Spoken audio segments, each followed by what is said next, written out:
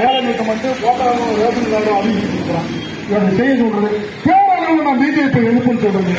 அப்ப பிஜேபி எழுப்பக்கூடிய இந்த திமுக அரசுன்னு சொன்னா உன்னுடைய இண்டிபெண்டா ஒரு கட்சி மட்டும் கூட்டணி கட்சி இல்லைன்னா உன்னால பாதி தெம்பு இருக்குமா? பிஜேபிக்கும் கம்யூனிஸ்ட் இடதுசாரிகளுக்கும் தான் நேரடி பகமை எதிரி கொள்கை ரீதியா. பிஜேபியோட கூட்டணி வச்சு ராதாகிருஷ்ணன் வரைக்கும் எம்எல்ஏ ஆக்கணுங்க. மயிலாடுதுறை ஜெயலலிதா பாண்டிய வரைக்கும் திமுக கூட்டணியில இருந்தா எம்எல்ஏ ஆயிருக்காங்க. பட்டப்பகல்ல நீங்க தான் உன்னுடைய ஜாபரா வச்சுக்கிட்டு யூடியூப்ல பேச சொல்றது இதெல்லாம் வேண்டாம்.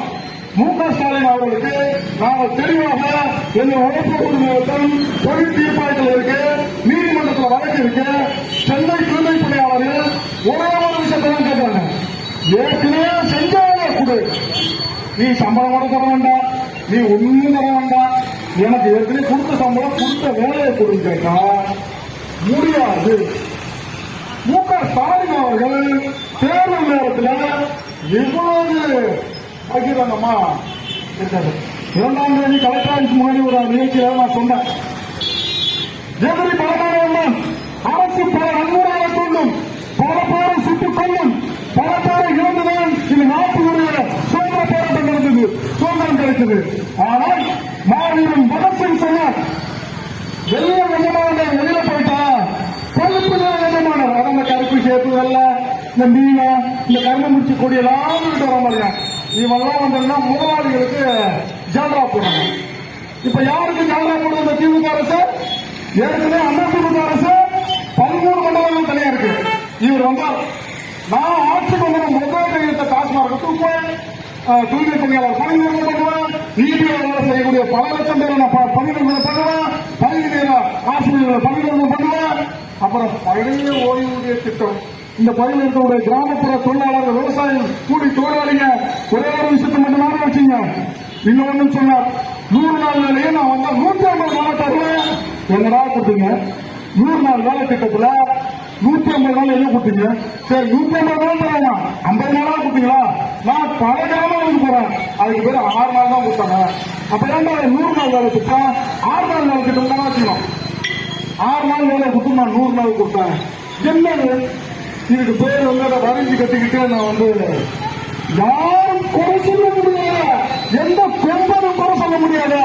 ஆட்சி 127 நாள் போராடுறானா கொம்ப, நீ அவனை பணிகின்ற முன்னாடி இவரெல்லாம் முடியலங்கும் போதுதான் ஒண்ணு என்ன பேசு, போராடி என்றவங்கள்ட்ட அழைத்து எங்க சங்கத்தோட தலைவர்கிட்ட பேசு, எனக்கு வந்து நிதி சிக்கல் இருக்கு, இவ்வளவு பிரச்சனை இருக்கு, மாநில அரசாங்கத்தை நடத்துவதை எனக்கு வந்து ஒன்றிய அரசாங்கம் பணம் கொடுக்கல, ஏதாவது பேசு, நானும் பரிசீலனை பண்ணுவோம். சரி முதலமைச்சர் தலையிடும் சொல்றேன், முதலமைச்சர் தலையிடாம பதவி அமைச்சர் தலையிடாம சேகர் பாபு வராங்க.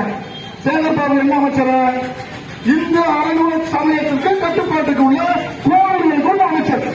அவருக்கு என்ன வேலை? சூடஞ்சம்பரணி பூ எம்மன் விற்குது, தேங்காய் எம்மன் விற்குது, எம்மன்டா வேலை வளர்க்கப்பட்டா மும்பையில் என்ன பணம் வந்தது, இதை எடுத்து அரசாங்கத்துக்கு கஜாவில் போடணும், இல்லைன்னா கோயிலுக்கு வெள்ளை எடுக்கிறது என்ன செலவாகுதுன்னு இந்த சேகர் பாபு பார்க்கணும். சேகர் பாபுக்கும் தூய்மை பணியாளருக்கு என்ன சம்பந்தம்? மேயர் பெரிய சம்பந்தம் இருக்குன்னா அந்த பொறுப்பு அவர் தான் இன்சார்ஜ். அடுத்ததாக தொழிலாளர்துறை அமைச்சர் நாட்டு இருக்காங்க. தொழிலாளர்துறை அமைச்சரே நம்மளுடைய பக்கத்து மாவட்ட திட்டக்குடி மரியாதைக்குரிய கணேசன், இவர் தான் தொழிலாளர்துறை அமைச்சர். இந்த தொழிலாளர்துறை அமைச்சரை வைத்து தொழிலாளர்களுடைய விஷயங்களை பேசி தீர்க்கக்கூடிய தமிழ்நாடு அரசு சேகர் பாபுக்கு நாங்கள் மிக நன்மையாக கொண்டுள்ளோம்.